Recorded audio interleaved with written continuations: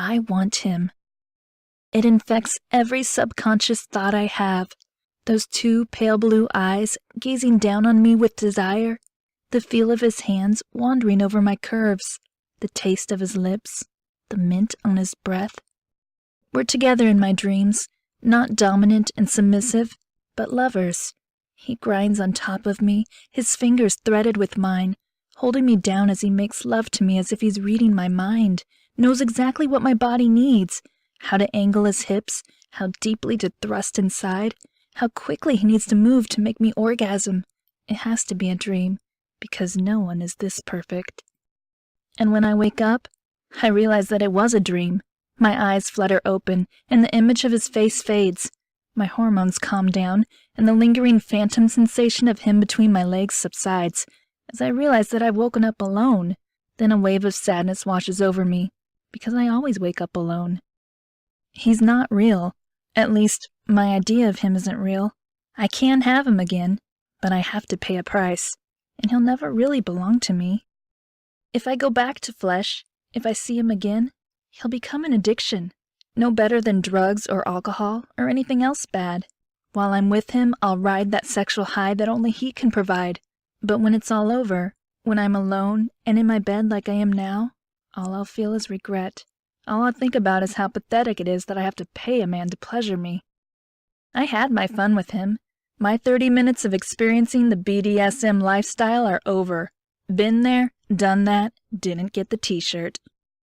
If I want to remain sane and grounded, I can't go back. I have to see the experience for what it was, a one-off good time with a handsome stranger.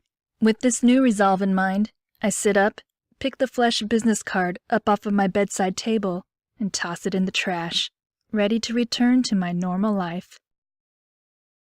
Mondays suck. Sometimes it doesn't feel like there's enough coffee in the world to get me going. At least I love my job. Not a day goes by that I don't thank God that I was able to land a career in the field that I went to college for.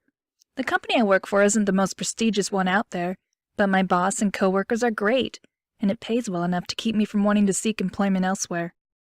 Environ Design has only been around for 9 years, and I've worked for them for 5 of those 9 years. I started an internship with them as an interior design assistant when I was in college.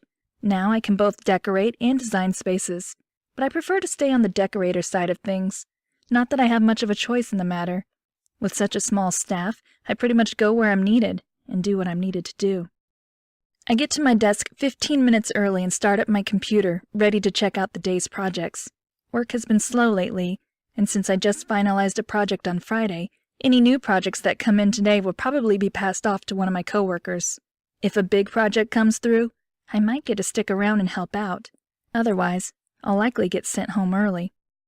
When I open my inbox and find it empty, I scowl. It's a good thing I squirrel back money. Otherwise, these weeks where I make less than 40 hours would be a killer.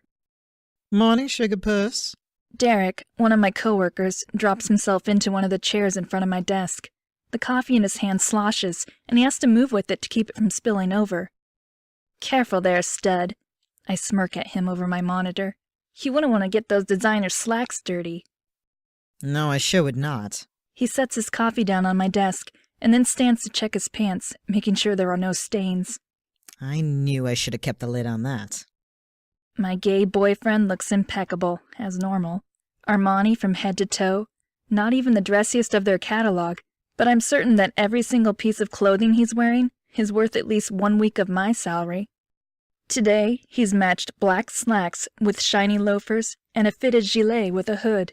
His shoulder-length dirty blonde hair is slicked back, giving him a sleek, sophisticated appearance. Get any on you? Nope, thank God. I don't have time to go home and change. He sighs in relief before sitting back down. You don't? I quirk an eyebrow. I guess Tyra gave you a client today. He slaps his knees excitedly. Oh, you betcha. A big client. One of those enormous, gorgeous houses on Shadley Lane. Lucky you. A richer, I tease, trying to hide the jealousy I'm feeling inside. It seems like I'm always assigned the small 3-bedroom houses with the clients who are on a budget.